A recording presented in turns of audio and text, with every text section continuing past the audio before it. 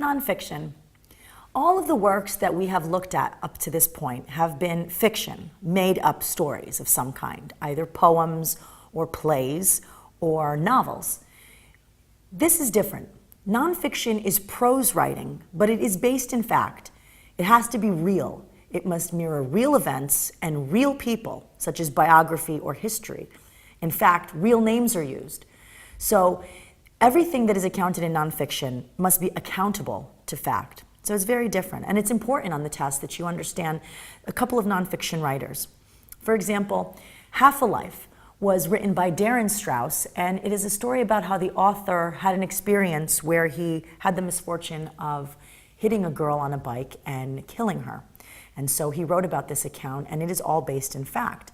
The first nonfiction book that we have on record is Samuel Johnson's Dictionary of the English Language. You'll remember I mentioned this to you in a previous lecture. It was the first consolidated account of all of the English language together, and it really spawned a lot of writing after that.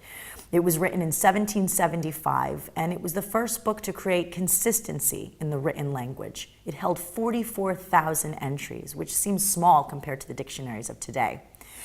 James Boswell wrote the biography of Samuel Johnson, which would also be considered nonfiction. Biographies, diaries, or memoirs, those are all nonfiction.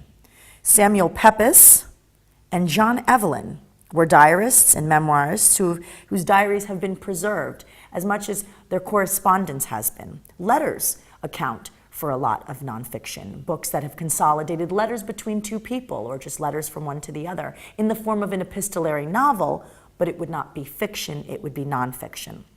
So I want you to learn the difference between both. And remember I mentioned that on the CLEP exam, names are very important. And I know there are a lot of names that you are going to be memorizing. But the CLEP exam will ask you specifically to differentiate the names of essayists, novelists, dramatists, which are playwrights, and nonfiction writers. So please remember the names that we've gone over in all of the lectures. Remember to differentiate them and group them together in your notes so that seeing the names together can also help you in identifying which group that they belong to.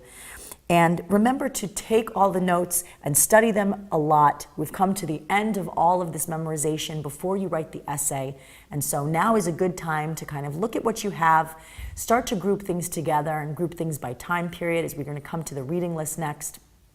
And we're going to see all of the things that we've covered. I want you to be able to study and review and use the unit questions at the end of each unit to test your knowledge so far. And don't be discouraged if you're not getting answers right the first time. That's not going to happen all the time. Just take your time, be patient, and stay encouraged.